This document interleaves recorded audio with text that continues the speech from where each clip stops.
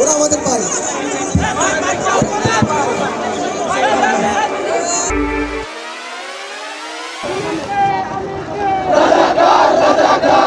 ঢাকা বিশ্ববিদ্যালয়ে কোটা সংস্কার দিয়ে শুরু হয় আন্দোলন। এই বিশ্ববিদ্যালয়ের শিক্ষার্থীদের উপর দমন পীড়নার সরকার প্রধানের তুচ্ছ তাচ্ছিল্যে আন্দোলন ছড়িয়ে পড়ে দেশ জুড়ে, যেখানে কক্সবাজারে আন্দোলনের ঢেউ ওঠে 16 জুলাই। 16 জুলাই প্রথম লিং রোডে জমায়েত ও মিছিল বের করে কক্সবাজার পলিটেকনিক্যাল ইনস্টিটিউটের শিক্ষার্থীরা। এদিন তাদের উপর হামলাও করা হয় ছাত্রলীগ সভাপতি রাজিবুল ইসলাম মোস্তাকের নেতৃত্বে। ছাত্রলীগ নেতার হামলার পর বিভিন্ন জায়গা থেকে বের হতে শুরু করে সাধারণ শিক্ষার্থীরা। ধীরে ধীরে সারা দেশের মতো কক্সবাজারেও আন্দোলন রূপ নেয় জনসমুদ্রে।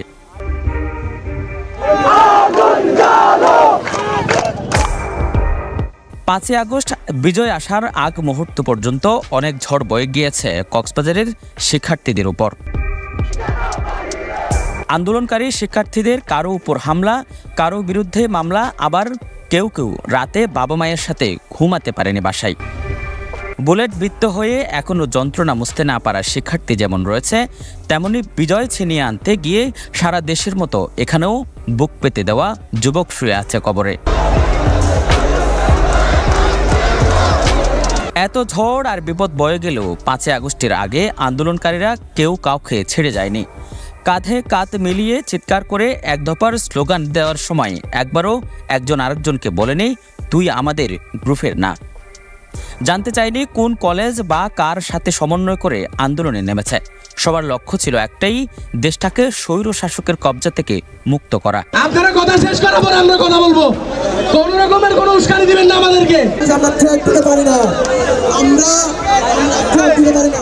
বৈষম্যের ইস্যুতে দেশ মুক্ত হলেও কক্সবাজারের আন্দোলনকারীরা স্বার্থদ্বন্দ্বে বিভক্ত হয়ে পড়েছেন।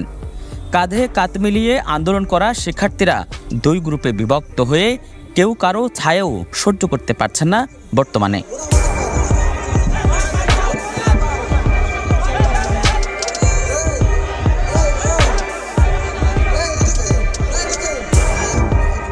যা সামনে চলে এসেছে বৃহস্পতিবারের সারা দেশের ন্যায় কক্সবাজারে পালিত হওয়া শহীদ মার্চ কর্মসূচিতে।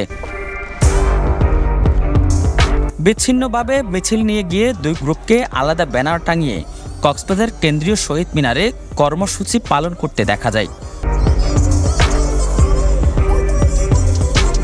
এক গ্রুপে নেতৃত্ব দিতে দেখা যায় জিনিয়া শাহেদ ও রিয়াদ মনিদের, অন্য গ্রুপে নেতৃত্ব দেয় কক্সবাজার পলিটেকনিক্যাল ইনস্টিটিউটের শিক্ষার্থীরা, যেখানে আজিমা ইমা, সাগর সহ অনেকেই রয়েছেন।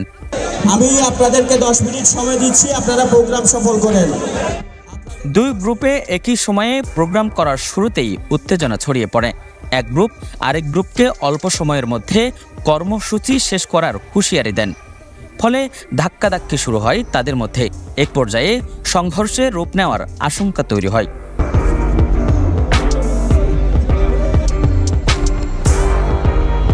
পলিটেকনিক্যাল ইনস্টিটিউটের শিক্ষার্থী যারা প্রথম আন্দোলন শুরু করেছিল, তাদের দাবি সব বাধা উপেক্ষা করে তারাই প্রথম মাঠে নেমেছিল। কিন্তু এখন নিজেদের মতো করে সমন্বয়ক কমিটি বানিয়ে চাঁদাবাজি সহ নানা অপকর্ম চালিয়ে যাচ্ছে একটা গ্রুপ।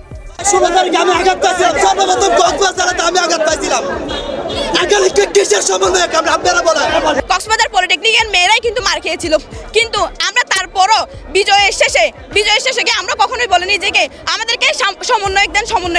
সমন্বয়ক লিস্ট না হওয়ার পরও বিভিন্ন জায়গায় গিয়ে তারা ফায়দা উসুল করতেছে। যেখানে যাওয়া উচিত নয় তারা সেখানে গিয়ে শিক্ষার্থীদেরকে বারবার প্রশ্নবিদ্ধ করতেছে। এবং ওখানে দেখেন আপনারা ছাত্র বিএনপি ছাত্রদল, ওরা স্টুডেন্ট। আমার একটাই দাবি, তারা যদি স্টুডেন্ট হয়ে থাকে তাদের রাজনীতি দল থেকে ছেড়ে আমাদের ছাত্র সমাজে আসতে হবে। প্রমাণ পাবেন, এক একটা প্রমাণ, এক একটা চাঁদাবাজ, এক একটা ভিডিও আপলোড হচ্ছে। ইনশাল্লাহ সামনে আরো কয়েকটা চাঁদাবাজের ভিডিও আমরা দিব আপনাদেরকে। আর আমাদের প্রোগ্রাম, আমরা এখন শহীদ মিনারে আছি, আমরা এখান থেকে আমাদের পরবর্তী যে প্রোগ্রামগুলো, কর্মসূচিগুলো, এগুলো আমরা শেষ করব। পাল্টা অভিযোগ তুলেন জিনিয়া শাহেদ গ্রুপ। তারা বলছেন ছাত্রদের নাম দিয়ে একদল বিশৃঙ্খলা করার চেষ্টা করছে। ছাত্র সমাজের নাম ভেঙে মিশন বাস্তবায়ন হতে দেবে না বলে দাবি তাদের।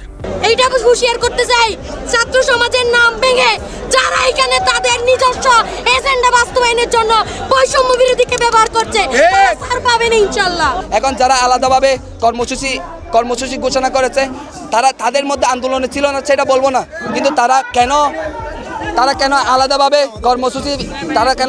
কর্মসূচি দিয়েছে সেটার আসল উত্তর আমাদের নাই।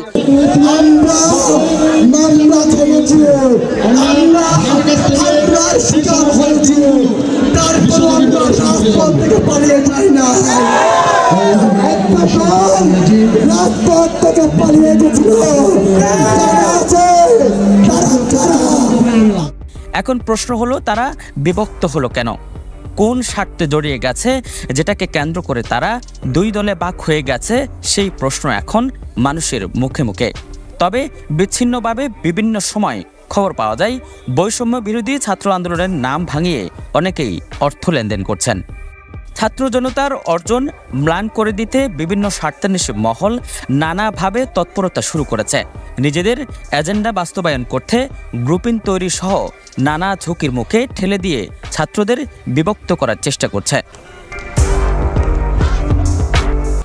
এসব মিশনারিদের ফাঁদে পা দিয়ে যারা অস্ত্রের মুখে ঐক্যবদ্ধ হয়ে দেশ উদ্ধার করেছে, তারা কি ক্ষুদ্র স্বার্থের জন্য বিভক্ত হয়ে যাবে?